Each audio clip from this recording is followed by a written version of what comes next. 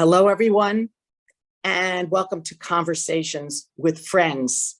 I am especially honored to introduce you to somebody that's really an extraordinary woman. And I had the good fortune of knowing her many, many years ago, over the years, I should say, when she used to attend meditation classes, regular meditation classes at my home. And Magda Bader is a Holocaust survivor who her story is, it's of course so sad what she's been through. It was, I want to say, at least how many years ago, over 70 years ago, that she had to endure the horrors of the Holocaust while living in Czechoslovakia, and has been in America for many, many years. And her message is one of peace. She sees herself as a messenger of peace in spite of what all that she has gone through. And so again, I can only tell you that I'm thrilled and honored to be able to get to interview her today. Magda, it's good to see you on Zoom. You used to come to the house, we all meditate for peace together. Inner peace, that's what we worked on, right? And right. But you've been working for peace in the world in any way you could for so many years. I did want to start out so people get a sense of what you have been through. And I know you've told the story many times because you want to keep telling the story so that people get it and they don't forget. And that's the whole point. Maybe you could just bring us back to Czechoslovakia. How old were you? About 10 years old. And things were pretty good in Czechoslovakia. And then they turned, right? Yeah, until I was 9 years old, we were Czechoslovakia. Yeah. And then that part became part of Hungary. Mm. And we were under the Hungarian government until 1944 in the spring, when Hitler decided that Hungary is not taking enough steps fast enough to get rid of their Jews. And so they exposed what they wanted is that all the Jews should be eliminated as fast as they can. And so he and his Nazi government took hold of the Jewish issue in Hungary, what they call the Jewish issue. And that started in spring, like March of 44. And after that, everything went from bad to worse, to worse, to worse. In other words, in 24 hours, we had to vacate our homes and go to a street, which they made into a ghetto. We stayed in that ghetto for a few months. Very, very congested situation. It was my four sisters. One of my sisters had a little 3-year-old child. And my parents, and of course my grandparents and lots of cousins and aunts and uncles who lived in that neighborhood. And after being in the ghetto, we got an order to vacate the ghetto and start marching somewhere. We did not know where we were supposed to march. We had to move very fast. And as we had to move so fast, my grandfather was walking next to us, my mother and my father and myself. And my grandfather fell. My mother tried to help him to get up, and the guard who was next to us with his weapon, with his rifle butt, hit my mother and said, "Keep moving." And we had to leave grandfather on the ground, and that was the end of time I saw my grandfather.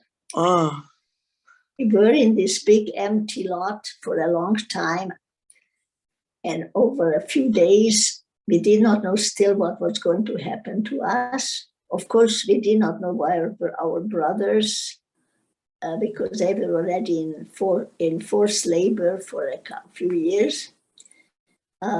Then after a few days, we saw that cattle cars arriving on the railroad tracks. They loaded us into the cattle cars and they took us 100 persons to each cattle car. And they took us to a place which we never heard of before, which was Auschwitz, Birkenau. Mm-hmm. So this was my in a short space of time what happened to us. We were in Auschwitz. My three sisters and I managed to somehow be together, but my parents and my two sisters and the baby, as soon as we arrived, they were killed. Did you ever then at the time have any, I mean, as this was happening, No, we did not aware of what was to happen or not, or nothing? You didn't know? No idea that this was in the books. We did not know that.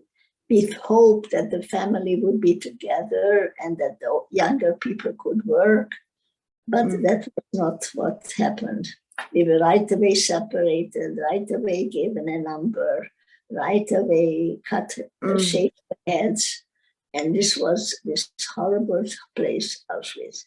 From that camp, we were there for a few months, and then they sent us or put us in cattle cars again and took us to another camp, which was a subsidiary or a satellite camp of Bergen-Belsen, which was in Germany. We were there for a few months, and at the end of that time, again, the Russians and the Britishers and Americans were already in the war very, very, very strongly. And when we were this other camp, the other camp's name was Tannenberg, that satellite camp, a small camp of Bergen-Belsen. We heard overhead heavy bombers flying, and we were hoping that the Americans or the British will liberate us. So you did know something. You did know something. There was some hope there that, there was like you say, the liberation that for you. There was no hope for liberation. No. Well, that you would be free eventually. Hoping that maybe somehow there would be miracles, but the SS guards made us aware that there is no hope. They practiced that we line up and they were going to shoot us. And before they shoot us, we were going to dig our own graves and that we were falling into those graves. But luckily, that didn't happen because the SS guards one night, to escape alive, they escaped themselves and left the camp. The guards escaped themselves. Yeah. And so Magda, you were so young. I mean, you were what, 10, 11? No, you were older? I was almost 15. By then, because it had been some time. So, I mean, because the Hungarian Jews were taken at the very end, and whatever they had learned how to get rid of people fast, by that time they had it perfected, and they got rid of as fast as they could without. So, while all this chaos happened, that the guards themselves escaped to save their own life. Wow. The camp dead, and we were able to escape into the nearby woods because we did not know what's going to happen, because the local civilians who lived not far from the camp, just like a couple of yards practically, they did not want us to be there than the American or British coming. So they came with their own trucks and loaded everybody into the truck and took everybody to Bergen-Belsen, except a few of us, like I and my sisters and a few others, managed to get into the woods fast enough and being unnoticed. The other people who were in the camp and were taken to Bergen-Belsen, that only 50 remained alive out of like 500 women. Wow. With short time. It's such a story, Magda. Have you asked yourself, I guess, over many years, like, how is it in a way? I mean, as terrible as what you've been through, losing your family and your parents and your sisters, and I mean, like, that you lived, like, is that, I mean, something where you go, you live for a reason, right? I mean, for something to share your story, to help others, which you've been doing for how many years, that you were able to escape. You were, like you say, a teenager, and you were able to escape and eventually get to America. It took a long time to get to America. It was, you know, there wasn't much hope.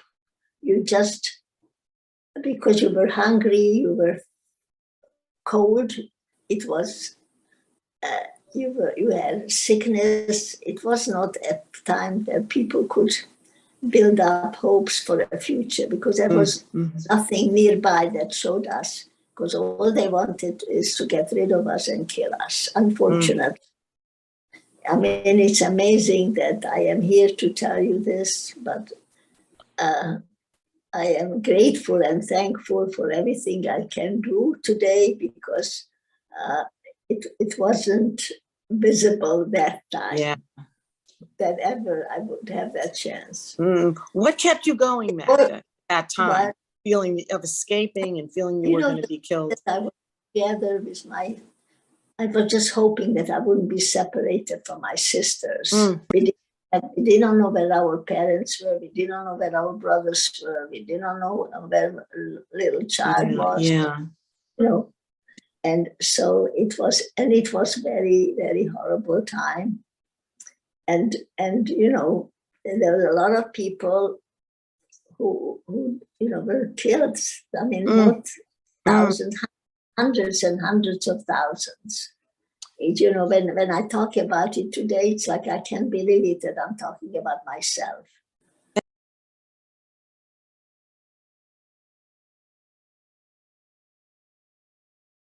And it must be, you just can't believe, as you say, that it was your life, that you lived that and survived that. I mean, that has to just be something that you feel almost like you were in a movie or something, a horror movie, right? But life went on. And I want to share the good parts, the really, really good parts, that you made it to America through, I mean, you were in some other, you still had to stay in Germany after the war. Then you went to England and you made it to America. And I want you to just share the story of the kindness of people that helped you along the way, because it's very beautiful. There were some kind people, I must say, because I only went until junior high school at home. Yeah. And then when I got to England, we were very, very, I mean, we were in Germany for another year. I was able to help, and my sisters were able to help others who came out, who survived, and they were called displaced persons, like, because they were already under the British zone, but they were not free to go wherever they wanted, because they had no place to go. So that wasn't all organized. You know, the British Red Cross came, and the United Nations Relief and Rehabilitation Organization sent people to help medicals. So one sister worked, because she was almost finished medical school when Hitler took over. So she was able to help become one of the medical people with UNRWA. And the other two sisters and I were helping with the Red Cross, the British Red Cross. And we went to help the displaced persons who were still in camps. Because we escaped, we were sort of separated from them. So I became an interpreter. They gave us British women army uniforms all the time that we were in Germany. And I went in a jeep with the British Red Cross people to these displaced persons camps, and like an interpreter, because the Britishers didn't speak any language, and somehow I managed to pick up a few languages in camp. But I already had some languages otherwise, so I could be a little bit of an interpreter. And on my arm was it said interpreter. I was from Czechoslovakia, an interpreter. And we were in Germany for a whole year before we could get to England. And the reason we could get to England was one of the British officers wanted to adopt me. Really? And I said, he and his wife didn't have any children, apparently. Yeah. And he lived in a part of England, Somerset, sort of real country. Mm. And so he gave us papers to go to to be with his wife. It was a little village in a little town, in a sort of country. And my sister was 6 years older than I. And she said, Magda, if we cannot stay here because there's no future for us, we have to go to school. We have to go to let's try to get to London. And by miracle, my brother, the only one who managed to escape to England from Prague, that I mentioned already, he somehow found us alive through the help of British officers who found us. Because, in those days, there was no thing like today, Instagram and all this. Right, yeah. Right away. Somehow this British officer he had a family in London, and somehow they could find him somehow. And my brother, when he heard we were alive, even today when I talk about it, you hear my voice, yes, because he was so happy to hear that we were alive. And he sent a letter to us, to the British officer who gave it to us. That was the highlight of my life then. And then my brother, was not able to help us much, but when we came to London, he found us a place we can live with a lady whose son was my brother's friend, and she put us up. So it was two of us. And then we managed to get to evening school, night school. And all my friends then in the night school were either from India or Ceylon, Sri Lanka. Really? Because many of them were in England, because it was part of the British Empire. And I remember I even borrowed a sari to wear. That's great. But we had to work. We had to be. We were not qualified to do any big work. We worked like maids, cleaning houses. And and I was then 15, and my sister was, as I said, 6 years older. You were really so young. Magda, how did you, I want to fast forward just a drop, just because there's so much to talk about. How did you, you got to America. How did you meet your husband, your future husband? Well, before I got to America, I managed to get in England into an art school where I didn't have to pay tuition, and I didn't have to show that I had high school background, just had to show what I can do. And so high school accepted me. I have no place to live because by that time, my sister found somebody whom she got married to. And when I got into the art school, I found an organization, was a Czech English friendship organization, that this young lady was very nice to me, and I told her my situation. She knew a Welsh lady who was running a dormitory for girl college students. She said, I can come and live there. I have to help out, make breakfast for the 30 young women who paid. I did not pay. I got pocket money just, and I could go to art school daytime. And I did that.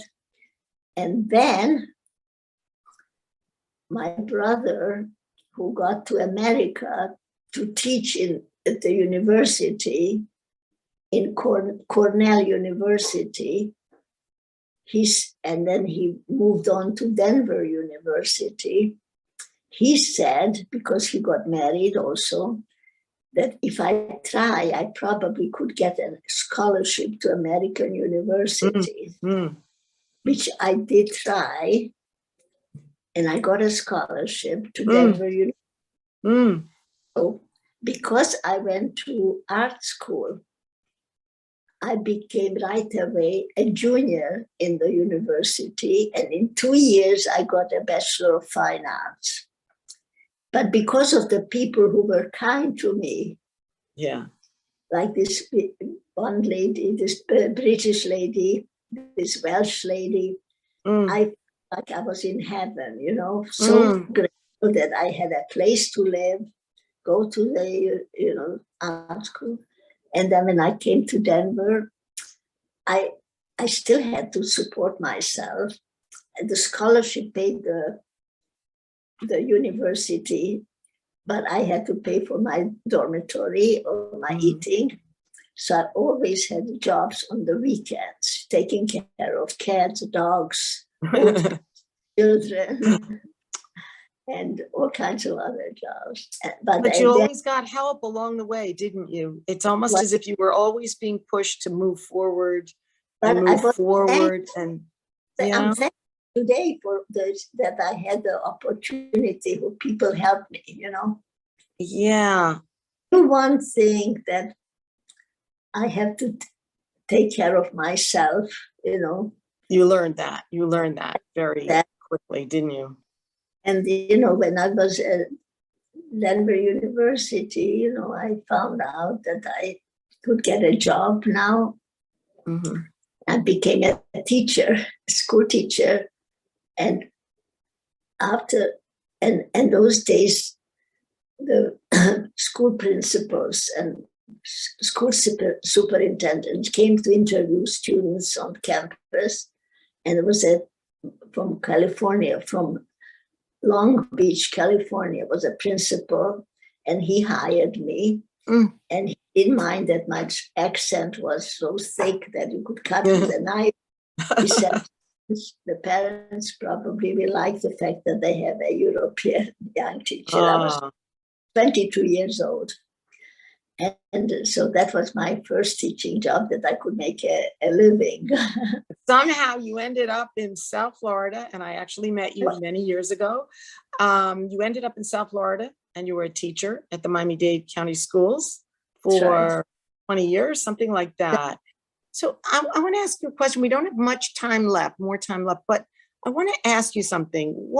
When you have really made a lot of effort over the years to share your story with young people at programs, to teach young people, you know, or not teach, but to convey the messages and to explain to them what you went through. And how did they react? I mean, we can't speak for all of them, but how do young people react when they hear what you've been through? Well, you know, for a while, I did not talk about my past. I really tried not to, because it was difficult to talk about this subject. Sure. But we try that it's important to help each other, to do little acts of kindness, you know, just to do simple things like keeping a door open for somebody who's, you know, if they enter a place, not just let the door slam. Look who's behind. Keep a door open for somebody. If they, you know, and because little things can help a lot for people who need help. And that was my always trying when I talk, even when I talk to older kids or to college kids, you know, that it's important to be aware of another person's needs, and that will make them feel better as a person. It's not only it's good for me, but help another person. It's beautiful. Important. That's really, you know, and even in the worst of times, like you say, people were helping you were helping people. There was, even in terrible situations, just crises, there is, would you say there is hope? There's some kind of hope for the future, or it keeps you moving forward, which is what I take that you did, you know, when you went through everything. And we were in camp. as terrible the conditions were, but people were helping each other. Mm. It was unbelievable, terrible conditions, but people helped each other. Sometimes there were mothers and children So, together. yeah, take the phone and let me ask you a couple more questions. I know we've been going for a while. I guess what I'm wondering is what do you feel about, because I know you see yourself as a peace messenger. What is it that you think you can do and all of us can do to create peace in the world, at least work towards peace and work towards really just trying to change either the mindset of people or get the support of more and more people who do believe that there's a much better way to live, which is with love and peace and acceptance. Recognize each other as human beings, not worry about them, where they come from or what their background, but realize that each person is a human being and they have certain needs and they want to feel like they are worth caring about. And even small gestures, recognizing another person, with even, without nodding or saying hello or just waving to them, that is important to make another person, because we feel better when we do something for another person that's good.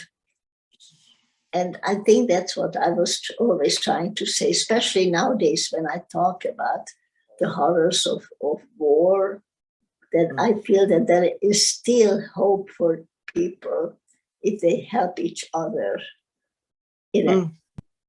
from day to day, simple acts. Going to shop for somebody, lift something up if a person cannot lift it herself, because simple gestures that are sincere and honest. Magda, that's beautiful. That's so beautiful. And I think it's that if we can just all be more aware of what it is we can do to help others. And I think as we help others, that's how we help ourselves, that we become better people and we can spread this message of love and acceptance and peace and to be aware of what's happening in the world, of even the horrors, to think, okay, what is it that I can do? And as you say, it can be the little things that can make a big difference in the world. So I thank you so much for taking the time to join me. But you are a Zoomer, you told me. You spend a lot of time learning, you take a lot of classes, you connect with a lot of people on Zoom, and you continue to teach. I know you can't go into the schools now, or I don't know, at some point you might be able to, where you live now, and you're in Boston with your family, your daughter is in Boston. And I just admire what you went through, your courage, your strength, and most of all, your goodness, and your love for humanity. Thank you so much, Magda, for joining. Thank you for listening to me, and thank you. I'm glad that we know each other, and I hope I will meditate with you. Yes, you'll have to either come on Zoom or come back to Miami one day soon. You never know, right? That we'll meditate for peace, for peace within and peace for the world. That's right. Thank Magda, you are truly, as I said at the beginning, you are truly an extraordinary woman. Thank you so much. And thank you, Mita, for your technical direction. Thank you. And I'm so happy to get to see you. Bye. Bye-bye. Bye-bye.